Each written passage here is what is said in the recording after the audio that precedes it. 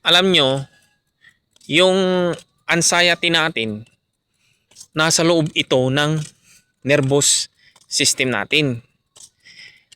Ngayon, kapag na-stress kasi tayo ng na-stress, o nag-alala ka ng nag-alala, o wala ka ng ibang ginawa kundi mapagod ka ng mapagod, hindi ka na nagpahinga, mga ganyan, natural talaga na yung nervous system natin, magiging patig talaga yan.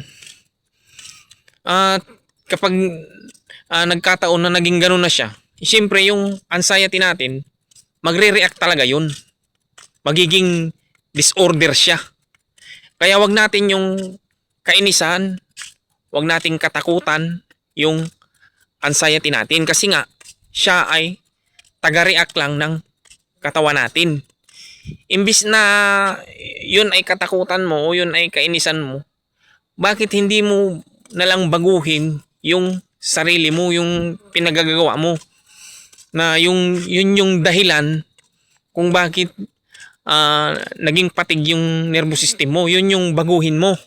Kasi kung hindi mo yun babaguhin, tapos doon ka lang nakatuon sa sintomas, malamang sa malamang talaga, alam nyo, kung nakakapagsalita lang yung anxiety natin, malamang sasabihin ka talaga yan, sasabihin niya sa'yo niya na putang tarantado ka, ikaw yung dahilan ako taga-react lang, tapos ikaw yung magrereklamo, mga ganyan ba, di ba?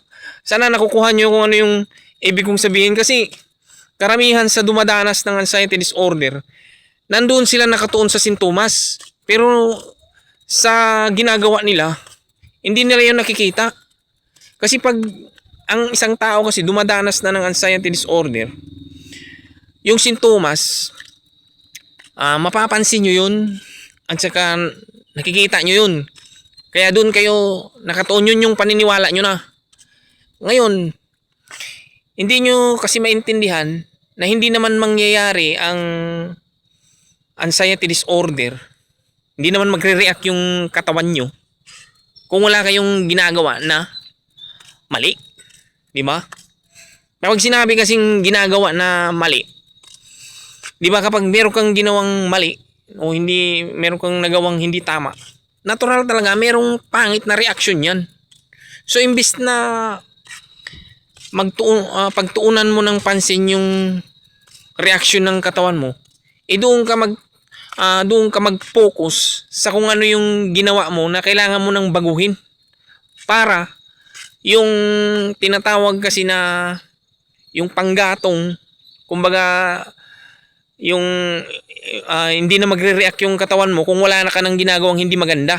Kasi yung anxiety natin, no, taga-react lang yan ng katawan natin. Kailangan maintindihan nyo yan. Hindi yan ang may kasalanan. Walang kasalanan yan. Dahil ang totoong may kasalanan, tayo. Yung mga pinagagawaan natin. Sana makita nyo yun. Ngayon, kapag nararanasan nyo yung sintomas, gaya nga ng sabi ko, wag nyo yung siyang pagalitan, wag nyo siyang katakutan. Bagkus, danasin nyo siya, kasi siya ay taga-react lang ng katawan natin. Yung anxiety natin na naging disorder na.